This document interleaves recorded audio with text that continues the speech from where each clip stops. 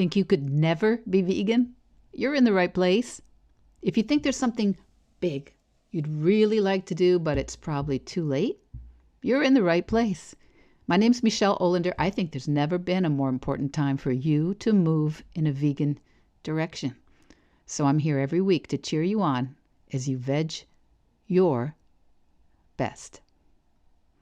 Episode 194, No One Wants You to Go Vegan.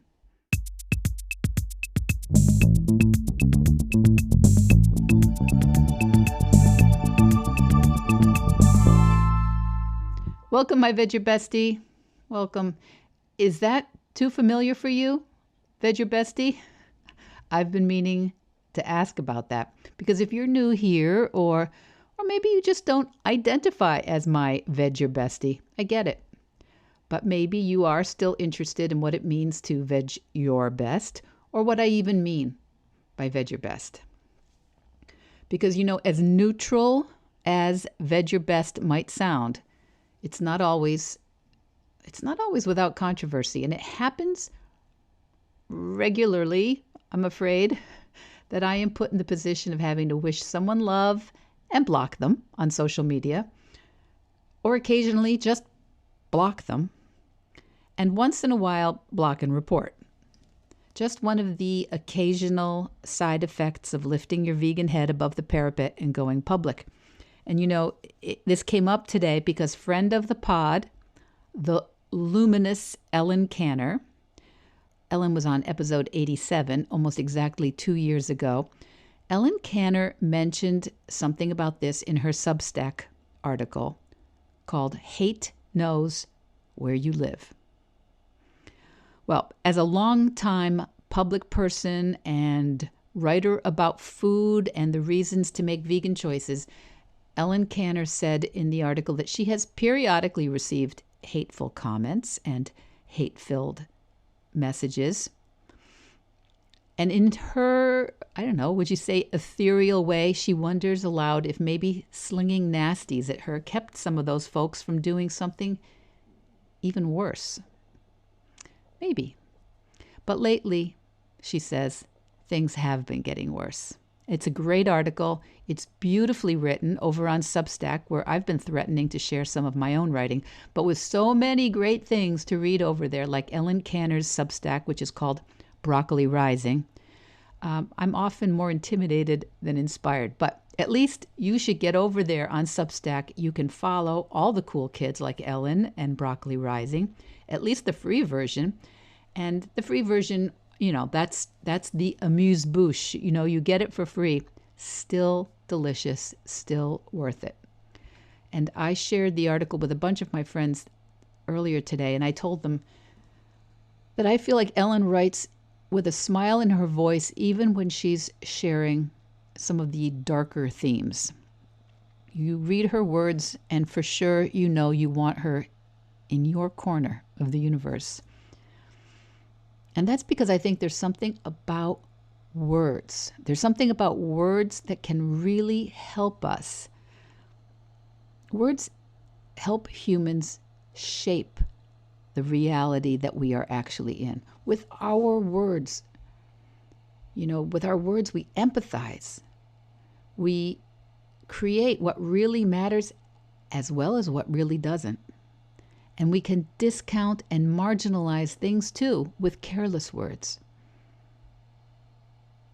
So far, I think they say written language appears to be the sole purview of humans, whether those words are spoken or written or sung or graffitied, and whether those words are profound or silly or boring or spiritual, whether they're curses or incantations, whether they're filled with love or trivia or disdain. I know in my work that words have a tendency to be self-reinforcing. What we think and what we say, we tend to continue to think, and we continue to say on and on. So it's really important, not just in coaching, but in every life, it's important to interrogate the things we're thinking and the things we're saying and how we're saying them. To notice to notice what spells we're casting with our words and our thoughts, because they really do tend to ripple into our actions and into our world. Did I just go all woo-woo on you? If you call yourself a reader, though, I think it's because you have at some point been under the spell of someone's words. As a young geek, a very young geek, Alexander Pope was one of my very early geeky enthusiasms. So go ahead, look him up on Wikipedia if you don't know him. Alexander Pope, one of my favorites. And one of my favorites of his sayings was true wit. True wit is nature to advantage dressed, which oft was thought, but ne'er so well expressed. I always loved that. We've all been blindsided by someone somewhere who said something that made us really see in a different way what's right in front of us. But we never really had the words for them. Whether it's Shakespeare or Tolstoy, whether it's Eminem or T. Swift or Mary Oliver, or my deep dive this past month into writer Anne Lamott. You know, people who've been around for a while pop up once in a while, right? They pop up in our attention span. And I was listening to her a lot lately because 3 separate people mentioned her to me for completely different reasons in the past month. And I had read a lot of Anne Lamott's work quite a while ago, and I hadn't thought much about her recently. So I had a long drive coming up. Some of you know about it. I had a long drive coming up by myself from Florida to Rhode Island. So I downloaded a few things, especially some interviews with her. And one of the things I heard her say in a couple of interviews was, no one cares if you write. No one cares if you write. So you have to. You have to care about it. And that hit me. That hit me very hard because for so many of us, the thing that keeps us from doing things, the thing that keeps us from doing things we say we want to do, the things we believe we want to do, what stands between us and changes we think we could make is wondering what others will think or say, whether others will like it or disapprove of it. And it's such a very good reminder from Anne Lamott. No one cares if you write. So you have to care. As a writing teacher, she writes how to write. Okay, here's how to write. Want to. Stop not writing. Sit down and think of one story you might be able to tell badly. Take a stab at it. Blurt it out on paper. Go back. Take out the boring and show-offy parts. Don't give up on it. Listen for what it's trying to tell you. It knows things. So I would like, with apologies to Anne Lamott, tell you that this is exactly what you need to know about going vegan or any other important thing in your life. Because no one cares. In fact, it's quite possible that no one in your real life even wants you to move in a vegan direction. I hear from people almost every day who tell me that. No one cares. You have to care if you're going to learn to live a vegan or a plant-based life. So, how to go vegan? Let's piggyback on Anne Lamott's advice for writers. The first step to go vegan is just want to. And then the second step is stop not being vegan so much. Stop not always choosing non-vegan things, or at least notice when you're not choosing vegan choices. Sit down. Think of one thing you could do or choose or change that might limit your consumption of animal products, and just do it badly. Take a stab at it. Now, maybe go back and try to make it a little simpler or a little less awkward, or maybe even a less a bit less show-offy. And then don't give up on it. Don't give up on it even when it doesn't work. Listen from what didn't work. Listen for what those choices are trying to tell you, because they know things. What did I learn by vegging my best in the beginning, especially in the beginning when I was more of what I've always called an excusitarian? What did I learn by the fails and the hard choices and the unclear solutions and the new purchases and the awkward explanations? When it didn't work well, I learned a lot. Even when it didn't work well, I learned how much of our society runs on animal cruelty. Animal cruelty that masquerades as happy animals in sun-dappled pastures. Most of us couldn't even begin to afford the meat, the dairy, the leather, the skins that would come from hunted or hand-raised animals in green pastures.